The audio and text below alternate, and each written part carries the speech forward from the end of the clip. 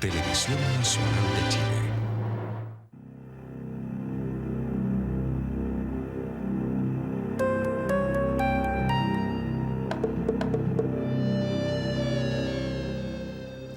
Muy buenas noches. Han pasado ya 3 semanas desde que se inició Mea Culpa. Semanas en que nos hemos horrorizado y conmovido con historias de la vida real, donde distintas personas, producto del descontrol y de la pérdida total de sus propios límites, han llegado a conductas tan graves y condenables como asesinar a inocentes y, en la historia de la semana pasada, a raptar a un niño. Cada caso nos ha mostrado las consecuencias que tiene delinquir, el drama que ello representa para las víctimas y la cruda realidad a la que se enfrenta el victimario cuando llega a la cárcel. La historia de hoy comienza como muchas y termina como muy pocas. Ellos se miraron, conversaron y nació el amor. Pero había un obstáculo: ella era casada. La situación empezó a hacerse cada vez más insostenible. El sufrimiento, el dolor que ella experimentaba presionaba por una urgente solución. Entonces lo hablaron, buscaron una fecha y lo hicieron. Como siempre ocurre en estos casos, no ganó nadie. Lo que sí pasó es que se desencadenó una tragedia de proporciones que tronchó vidas y sueños de inocentes.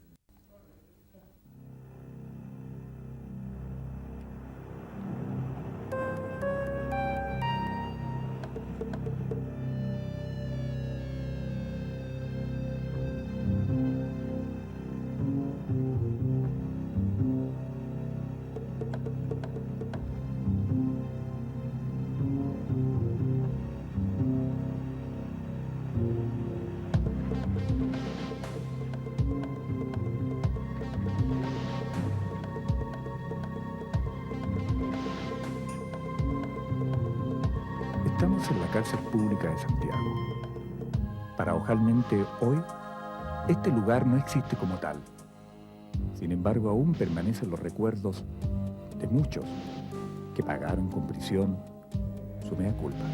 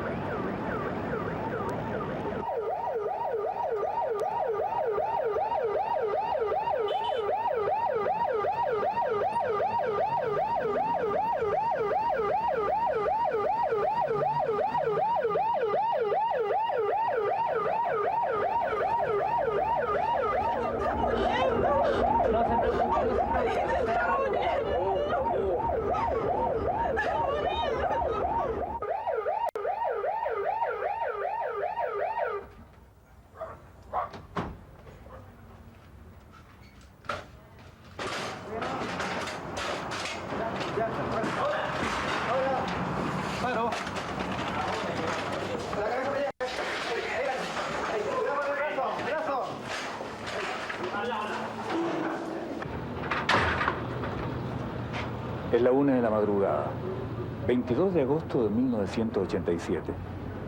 Para una pareja apasionada probablemente este sea el desenlace, pero para 2 seres humanos, y también para nosotros, es solo el comienzo de una dramática historia de trágico final. El caso del obrero Víctor Barra Vega, quien fue muerto por el amante de su esposa en complicidad con ella, es uno de los tantos que forman parte de este archivo policial.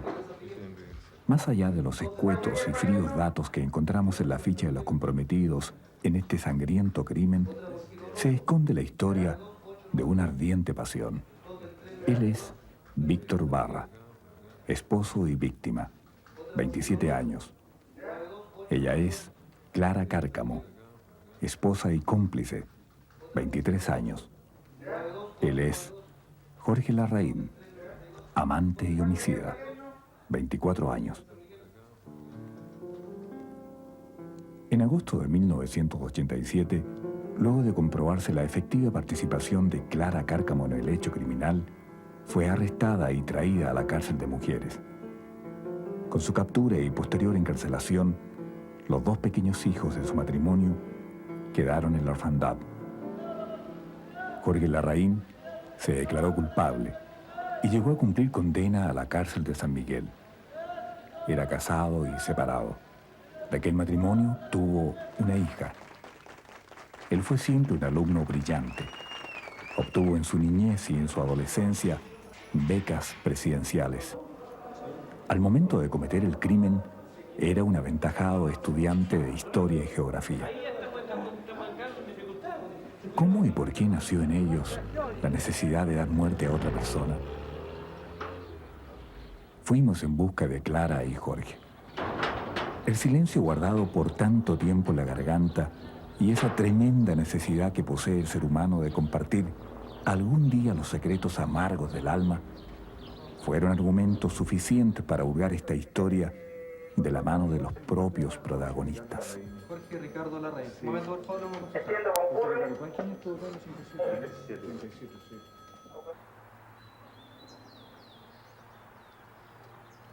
Y en la cárcel de mujeres encontramos a Clara Cárcamo. Empecé a trabajar en el POC, digamos, había ese trabajo, esa posibilidad de trabajar y además trabajar en mediodía nomás. Y entré después ya a trabajar como manipuladora de alimentos. Ahí iba un señor, digamos, y que empezó a mirarme. Yo lo miré, qué sé yo, pero vaya no iba. Me sentí atraída por él, sí. Me gustó.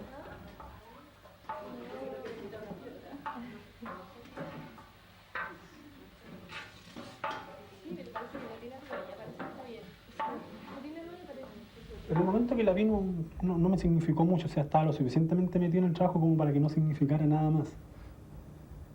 Fue al pasar los días, la semana, que ya empecé a identificar quién era quién, cómo se llamaban, conocer a la señora. Después de eso, un día me invitó a tomar once, yo acepté, y así empezó la amistad y después el romance. Empezamos a entablar conversación, fue sabiendo cómo era mi vida, hasta que una vez me acompañó, digamos, del trayecto del trabajo hacia mi casa, porque él también se iba por el mismo camino.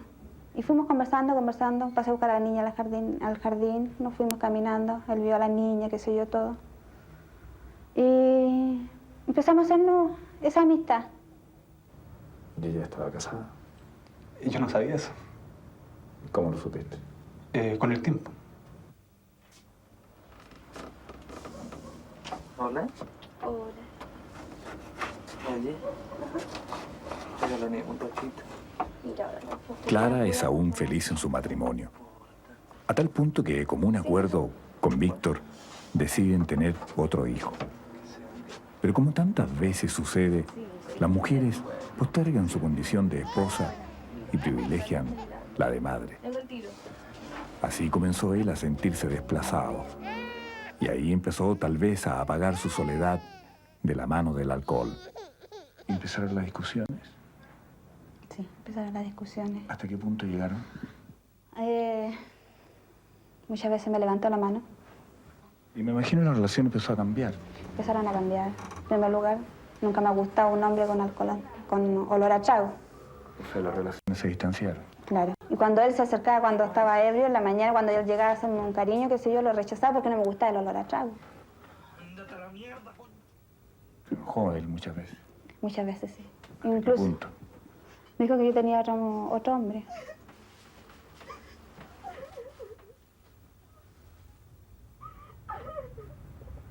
Conversamos bastante el punto, el problema que teníamos en ese momento y en realidad no nos afectaba tanto. Para lo que estábamos viviendo no nos afectaba tanto. Porque ella tenía muchos problemas ya con él. Entonces, ¿Qué problemas decía tener? discusiones, peleas constantes. Sin lugar a dudas, Clara alimentó su pasión con fantasías.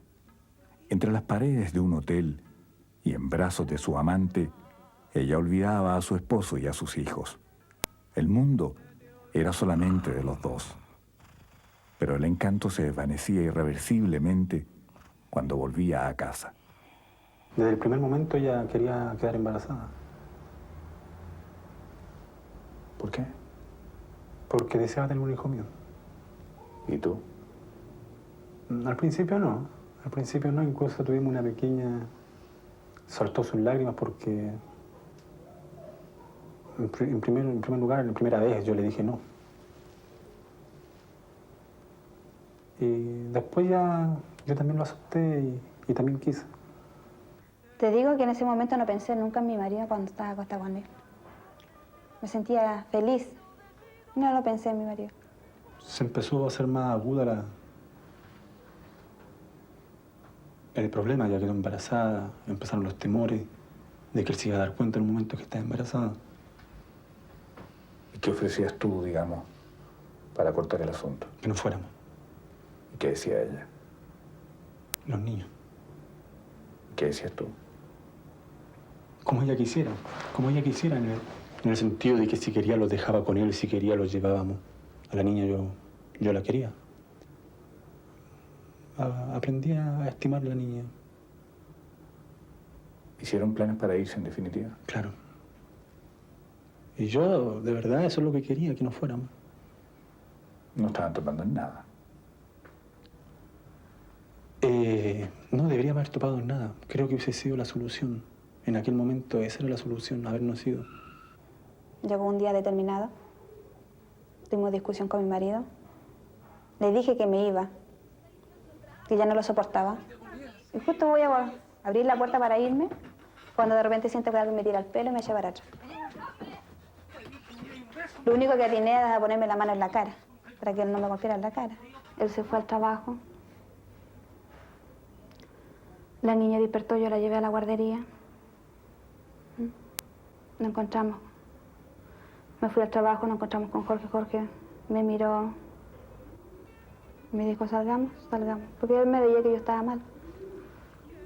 Fuimos a un hotel, estuvimos ahí. ¿Qué te pasó? Nada. ¿Qué te pasó? Nada, mira, ven, siéntate. ¿Te pegó este gallo otra vez? Siéntate, Otra vez te volvió a no. pegar. Ya, así no pasó nada, en serio. Me dijo, sepárate de él, vámonos lejos. No, le dije yo. Me dijo, pero es que no hay solución. Me decía, no, no quiero irme, no quiero separarme porque yo sé que me va a buscar y me va a matar si me encuentra en la calle, me va a matar si yo lo dejo. Me daba miedo. Y ahí fue cuando se le ocurrió, digamos, a Jorge liquidarlo.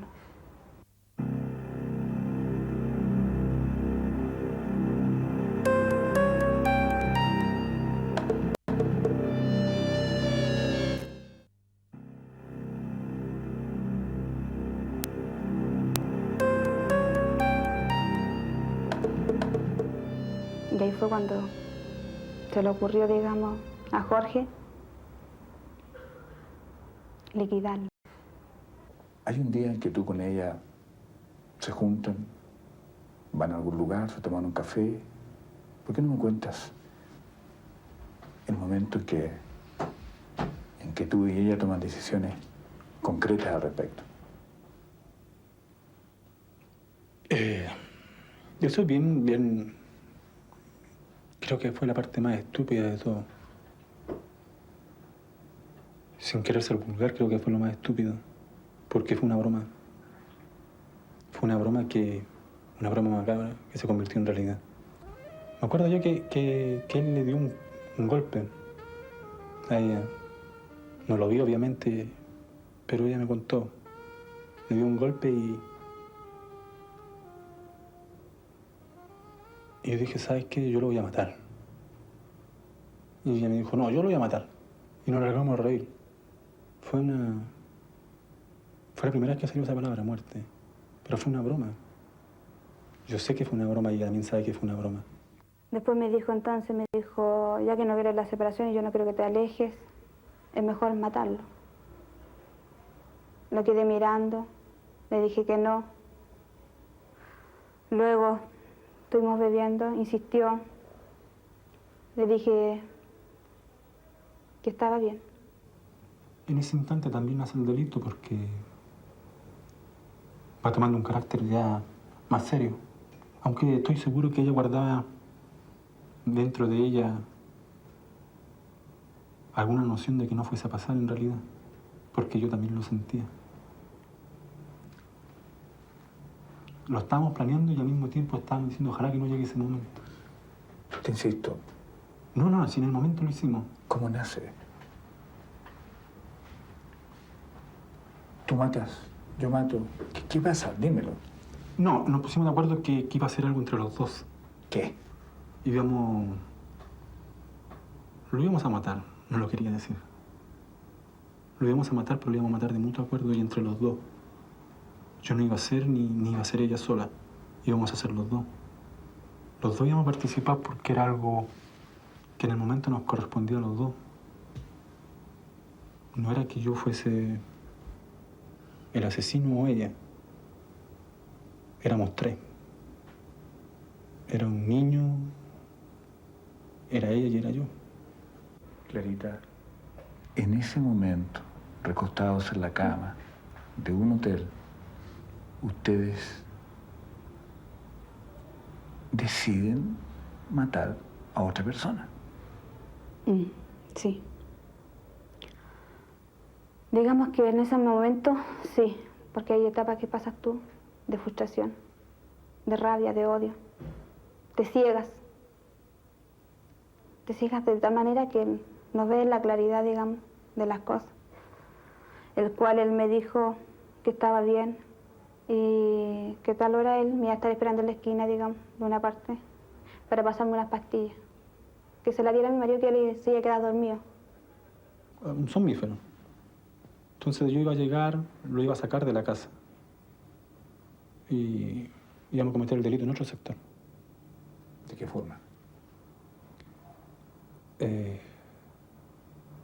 La forma no estaba clara. No estaba realmente dichos con un cuchillo, con una pistola, no. Sabíamos que íbamos a matar, pero de ahí no se sabía cómo iba a ser. Ambos lo tenían claro. Ambos tenían claro el plan. Claro, pero no teníamos claro el arma, de verdad. ¿Y la fecha? La fecha sí, ya estaba la fecha. Era ese mismo día. No había nada que hacer, me puse nerviosa. Empecé a tiritar, digamos, de los nervios, me empezó a doler el estómago. Tomo la taza y veo la cucharita chica. Me acuerdo siempre, tomo la pastilla, pongo la cuchara y empecé a molerla. Cuando yo voy a avanzar con la cuchara hacia la taza, se me da vuelta y cae al suelo el polvo. Pues yo la molí, para que no sintiera el sabor, digamos, nada, y no se sintiera que era pastilla. La molí. Se me cae al suelo y trato de recoger un poquito para poner en la taza. La puse en la taza. El poquito que había quedado, que era una pizca, casi puro polvo. Le puse azúcar, tomé el sabor, estaba amargo. Le puse más azúcar y se la llevé.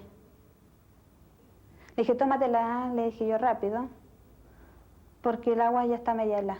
Me dijo, no importa, me dijo. Y se la tomó, porque tenía sed. Fui a las 9 yo donde nos habíamos quedado a encontrar. Y ella me dijo, listo, se acaba de tomar los calmantes. Ya dije yo, entonces vuelvo en un rato más. Me dijo, ya, como a las 12. Quedamos de acuerdo como a las 12. Salí hacia la puerta, Abrí la puerta, él estaba ahí parado. Yo andaba con un cuchillo, siempre. Siempre andaba con un cuchillo. Nunca he sido apegado a las armas de fuego, pero siempre andaba con un puñal producto de que el sector era bastante malo. Y siempre andaba con un cuchillo, el cuchillo que tenía de mi tiempo de adolescente, de cuando salía a mochilear. ¿Cortaplumas? No, un cuchillo. Un cuchillo que usaba yo para cuando salía. Me servía para cocinar, para pelar un palo, una varilla, me servía para todo. O sea que no había mucho trabajo en elegir el arma. Claro, estaba conmigo. Salí con la niña. Cuando yo salgo con la niña, entró él, pero soplado. Salió, me abrió la puerta y me dice, parece que las pastillas no le han hecho mucho efecto. Y yo le dije, bueno, pero vamos entonces. Toma la niña y vámonos. Y hasta ahí estoy totalmente claro y puedo seguir paso a paso todo lo vivido. Después de eso ya cambia un poco la situación porque me acuerdo muy bien que ella me dice, no, hácelo ahora. Y no entiendo cómo puede jugar. No entiendo cuál fue el switch que me hizo entrar a esa casa. Me quedé afuera. Siento un grito espantoso.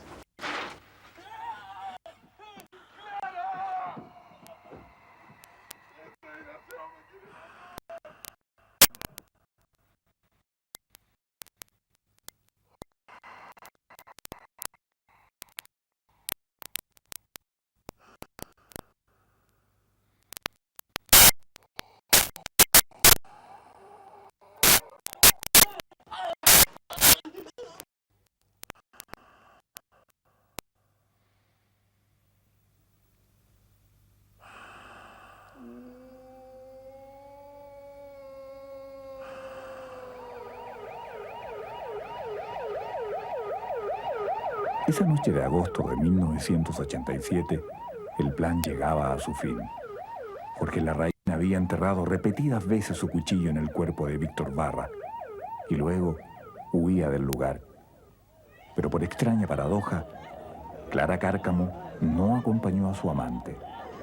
Más bien al ver la agonía de su esposo, comenzó a sentir arrepentimiento y fue en busca de auxilio. Los ruegos de Clara no tuvieron respuesta. El cuerpo del que fuera su esposo llegó sin vida al Hospital El Pino.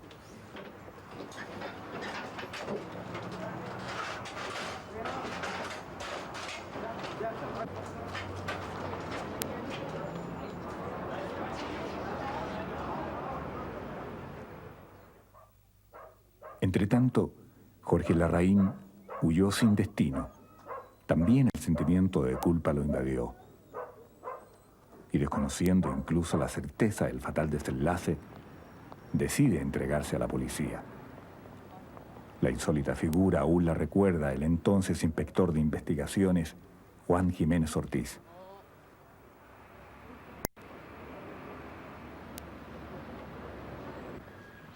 Permiso, buenas tardes. Buenas tardes. Carlos Pinto. Tengo una entrevista con el señor Jiménez. Perfecto. Perfecto, Jiménez. Perfecto, Jiménez.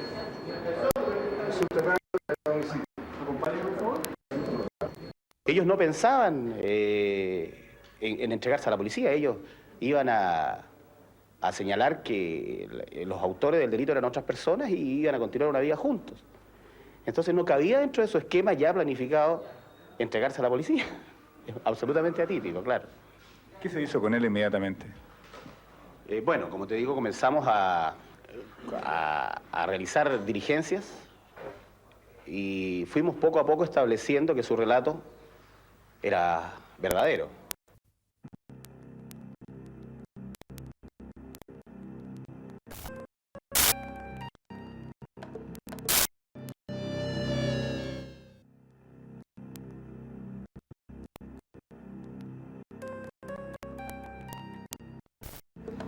crimen cometido por Jorge Larraín fue considerado como homicidio simple.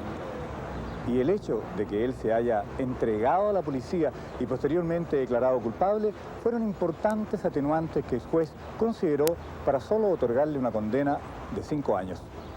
En cambio, Clara Cárcamo recibió todo el rigor de la ley, ya que ella estaba absolutamente coludida con la muerte de su cónyuge. Ese solo hecho hizo definir al juez ese homicidio como calificado. Entonces, no raramente le otorgó 10 años de condena, vale decir, el doble del castigo que recibió su amante. Han pasado 5 años. La huella de maligno misterio que rodea a los actos criminales también tiñó esta historia. Con nuestro equipo llegamos hasta el lugar del suceso. Hoy solo es un sitio eriazo. Después de lo acontecido, vivieron aquí 2 familias más, pero extrañamente ambos matrimonios también terminaron separados. Se comenta que este ahora es un lugar maldito. Como que quedó maldito ese lugar, yo pienso. ¿Quedó cómo? Como que maldito, así como... no sé, de mala suerte. ¿Sí? Tengo entendido que le hicieron una gruta en algún momento determinado. Claro, le hicieron en el lugar así, allá donde había un árbol, por donde está esa media agua que hay, ¿ya? Por ahí le hicieron una. O sea, lo mismo de nosotros, de por aquí le hicimos una, por el caballero. Quisimos también recoger la impresión sobre este hecho sangriento que marcó la calle Nueva en el número 44. El caso de Clara, Jorge y la víctima Víctor Barra aún está en la mente de los vecinos. Solamente vi que ella se desesperaba, venía, gritaba, lloraba. ¿Y qué hizo usted? Tomé la niña, me la llevé adentro, la tranquilizaba, porque ella decía, me han matado a mi papito, me mataron a mi papito, decía ella. Eso decía la niña. Eso decía. Y yo le decía, ¿quién? ¿Quién? Le decía, mi tío decía. Ella decía a su tío. ¿Cómo era el marido de ella? No sé, era un matrimonio tan unido, no sé, no podría decirle porque yo conversaba con los dos, inclusive yo de repente me quedaba con los niños, así que era así, una cosa Era un así. matrimonio que funcionaba bien, según los vecinos. Sí, súper bien. Se veían, pues, inclusive ellos salían en bicicleta y volvían en bicicleta súper contentos, y es algo que no, yo creo que fue una locura, no sé qué cosa, ¿no? ¿Nada hacía presumir, según usted, este destino tan fatal? No, nada, nada, nada, nada. ¿Y al amante Jorge Ricardo Larraín, usted lo conocía? De vista. El amor que Clara Cárcamo sintió por Jorge se desvaneció abruptamente cuando vislumbró en él una mirada diabólica mientras enterraba el cuchillo en el pecho de su esposo. Desde ese momento comprendió su error y nunca más quiso saber de él. Sin embargo, la vida aún le tenía a ella más sorpresas. Acuciosos exámenes confirmaron que estaba esperando un hijo del que fue su amante. Su odio con aquel reciente y traumático pasado la hicieron buscar modos para abortar en la cárcel. Ante la impotencia de no poder interrumpir la gestación de ese hijo, ahora no deseado, Clara Cárcamo decidió atentar contra su vida, lanzándose al vacío desde uno de los pisos del centro penal. Como otra extraña paradoja, ni ella ni el feto sufrieron daños mayores. Entonces, esta mujer confundida y superada por los hechos, entendió su profunda equivocación. El embarazo llegó a buen final. Su hijo nació sin problemas. Él se crió y creció junto a su madre en prisión. Diariamente comparte con los hijos de los funcionarios de gendarmería en el jardín infantil que existe al interior de la cárcel. Clara Cárcamo asumió la llegada de su hijo como un acto divino, ya que él ha sido la razón de su existencia y la búsqueda de su verdadera rehabilitación. Cada día espera ansiosa el momento de volver a encontrarse con su pequeño Víctor, ya que curiosamente puso al hijo de su amante el nombre de su esposo. Eso es un dolor que llevo muy adentro de mi ser, porque no es mío. Legalmente no es mío. Esperé, de verdad esperé que ella lo reconociera bajo mi nombre. No sé quién la aconsejó o si ella lo hizo por ella, pero el niño no lleva mi apellido. Me dijo un nombre, que tampoco era el nombre que llevaba, después lo supe. Hace meses lo supe cuál era el verdadero nombre de él. ¿Cuál? Víctor. El nombre de la víctima. Claro. Le puso el nombre de la víctima. Aunque se parezca a mí. Para el ser humano, la experiencia de estar privado de libertad y tener que alimentar su espíritu a la sombra del encierro es sin duda una forma de morir un poco.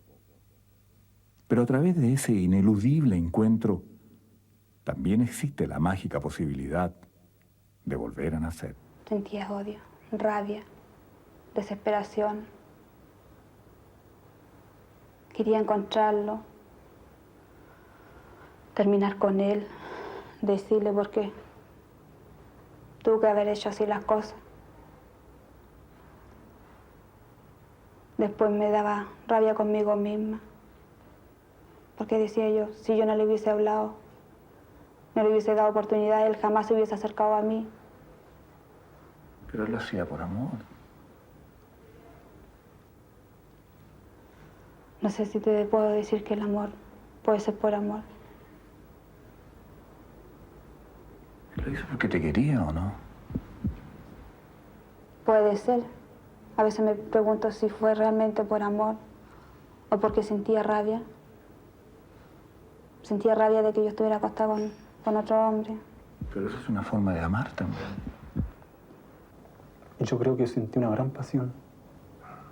Pero no amor. El amor no mata. El amor es bueno. El amor es suave. El amor jamás va a ser capaz de matar. Una pasión sí. Me apasioné. Es que yo le conocía una parte que era la parte tierna. ¿Ya? Ese hombre que siempre me daba cariño, protección. Pero sin embargo, cuando yo entré a esa pieza para retener todo lo que estaba pasando, vi la cara desfigurada de él, esos ojos tan grandes, llenos de odio, de que no paraba de lastimar. Era otra persona, era otro ser humano. No era el mismo que yo había conocido. ¿Nunca más viste a Clarita? Después la vi cuando ya tuve que pasar a juzgado. Nos llamaban al mismo tiempo. ¿Cómo fue ese encuentro? Duro. Muy duro. No sabía qué decirle ni lo que ella había dicho. Y yo creo que ella tampoco sabía nada de eso. Fue un simple mirarse, nada más que eso. Pero mirarse con odio, con rabia, con amor. Con rabia. ¿Ella hacia ti? Ella hacia mí. Con rabia. A él lo pasaron. Cuando él terminó de declarar, lo pasaron también por donde estábamos nosotros en la celda. Se devolvió y yo bajé la mirada. ¿Y de tu amor? ¿Qué estaba pasando?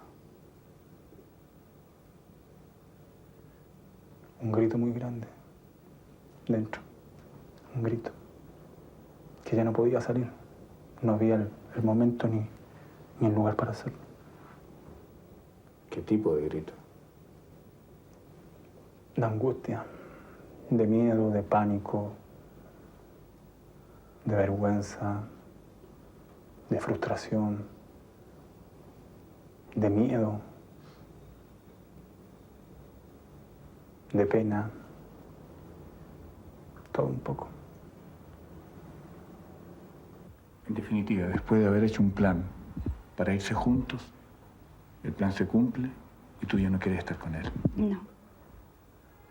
Te digo sinceramente, prefiero estar sola. Sola con mis hijos, pero con ese hombre no. En los 15 primeros días que tú estuviste en la cárcel, reflexionaste. Esos fueron los 15 años. Ahí envejecí. Tú le pones 15 años. Yo le pongo 15 años. Pero es que eso grafica el problema, el real problema de la condena. Yo a los 15 días, para la justicia humana, estaba liquidado. Me había acabado, me habían destruido, me habían humillado.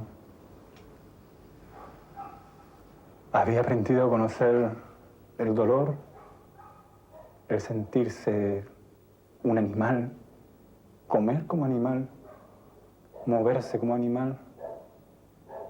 Había aprendido lo hermoso que es una taza con un platillo, lo hermoso que es una familia, lo hermoso que son los amigos, lo hermoso que es una madre, una esposa, una hija, lo hermoso que es la vida, lo hermoso que es poder mirar el cielo con estrellas, con nubes, con sol, lo hermoso que es poder respirar. Eso aprendí esos 15 días.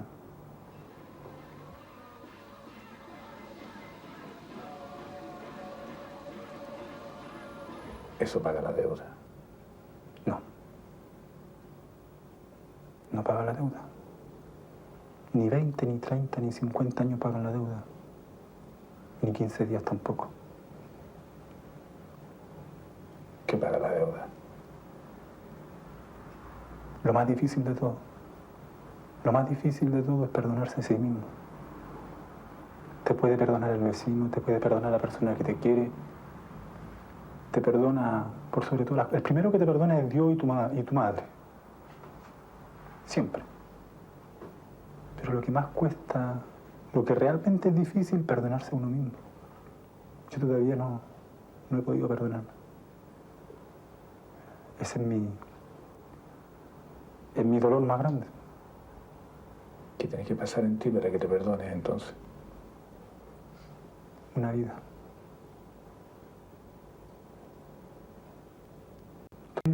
Estoy en eso, tratando de vivir. Jorge Larraín, 29 años. Fue dejado en libertad por buena conducta. Hoy ha vuelto con su esposa y su hija. Ambas lo perdonaron. Clara Cárcamo, 28 años. Le restan 5 años de cárcel. Su amado hijo Víctor debió ser retirado del recinto penal. Hoy vive con sus padrinos. Ella pide clemencia.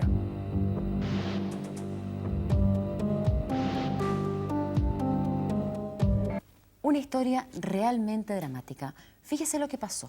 Un hombre murió. Otro hombre y una mujer quedaron con una culpa para siempre.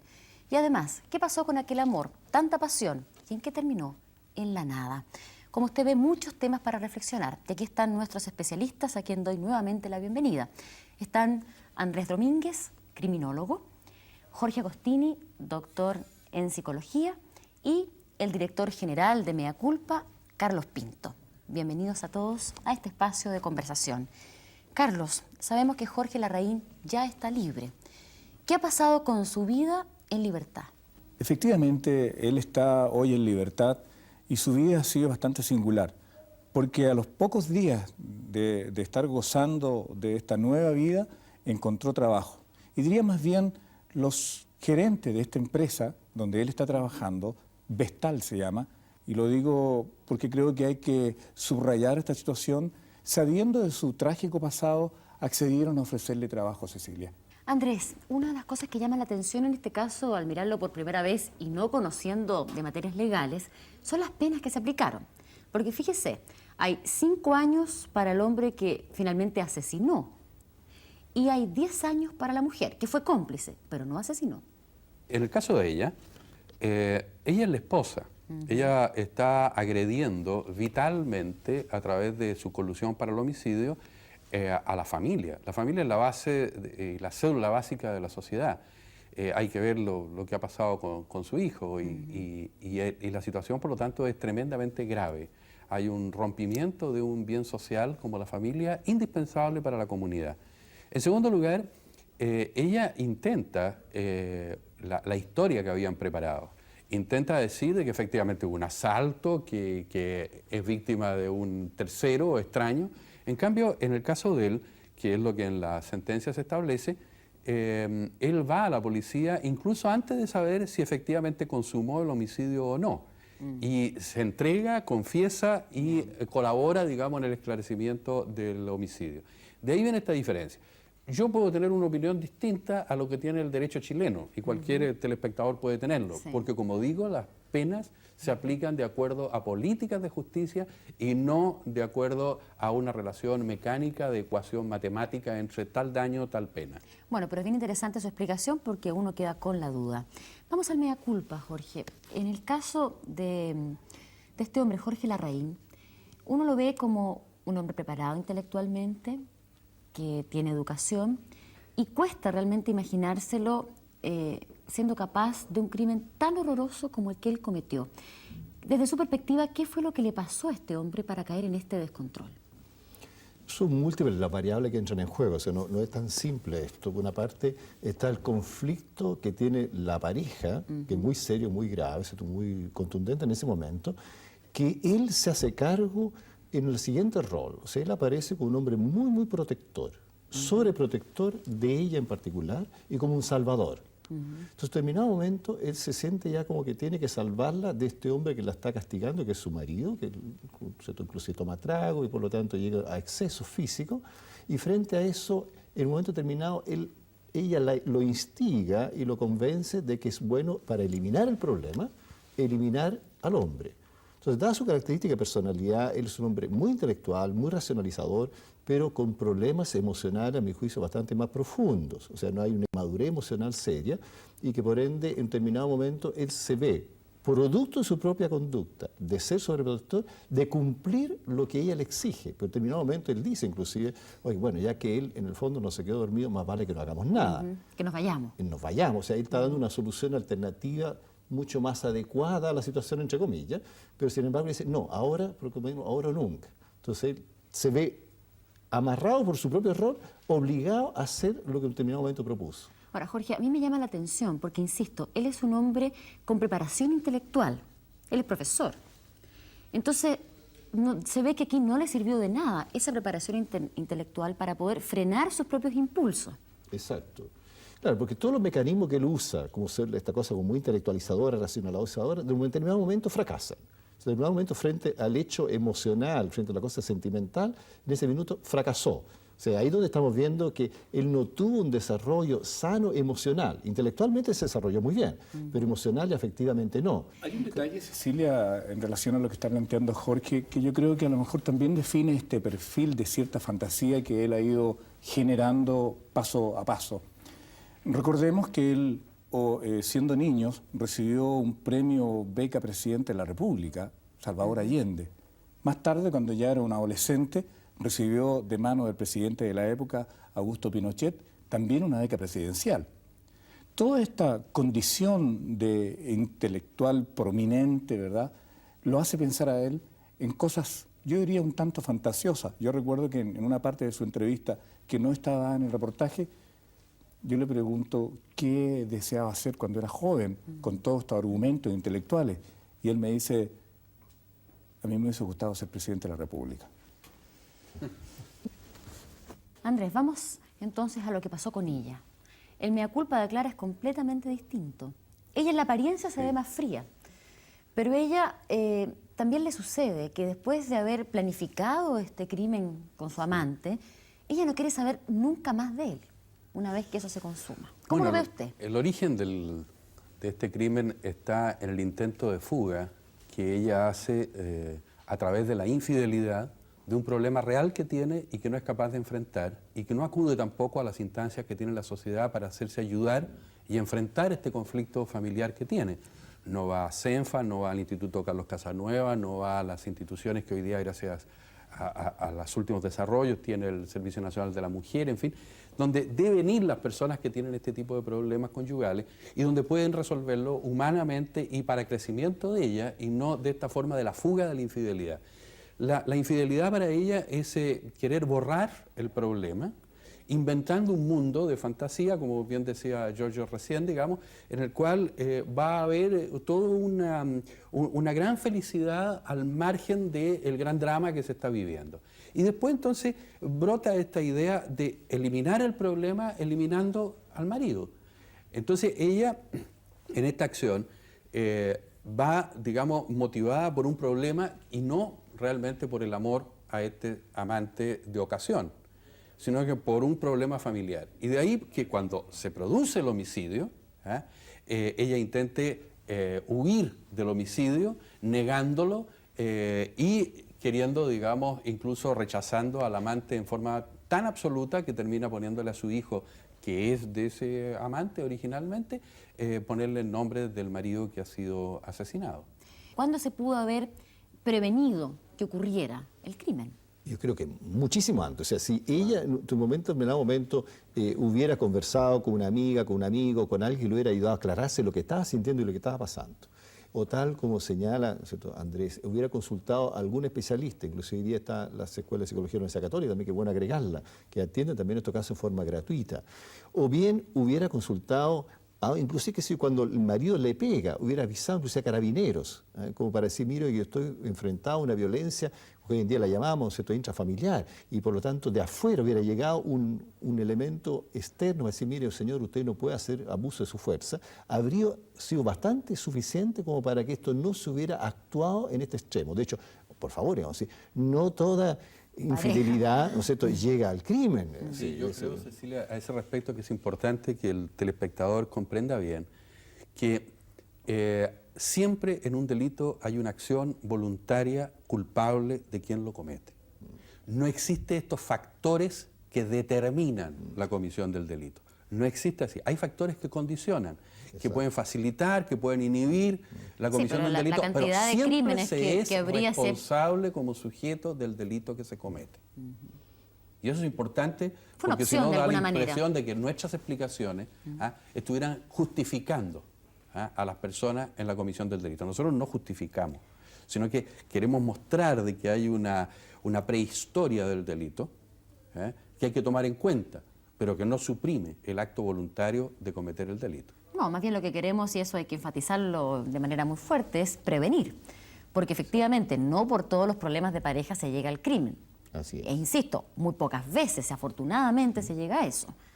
Ahora, los daños para las víctimas y los daños para los propios victimarios son enormes. Esta pareja, ¿cuándo va a terminar de perdonarse a sí misma por lo que han cometido, por ejemplo? Pensemos inclusive, hay un niño aquí, un niño que él tiene conciencia que le mataron a su papá y que eso está vinculado con su mamá. ¿Se dan cuenta ustedes el conflicto que ese niño tiene y que vamos a tener de alguna manera que buscar alguna ayuda para él para que logre resolverlo esto? Porque él dice en un determinado momento, mataron a mi papá. Y va a saber esta ligación que hay. Bueno, como ustedes ven y ustedes aprecian, hay muchos temas para conversar nuevamente en este Mea Culpa. Yo quiero agradecer a nuestros especialistas que nos han vuelto a acompañar en esta reflexión y volver a decirles a ustedes que sería fantástico que en su casa usted pudiera seguir reflexionando sobre este mismo tema, ver cuánto de esto tiene que ver con su propia vida, tal vez en los conflictos de fondo que se han planteado, y ayudar a prevenir que situaciones como esta nunca más se vuelvan a repetir. Muchas gracias por su atención y nos volveremos a ver el próximo miércoles.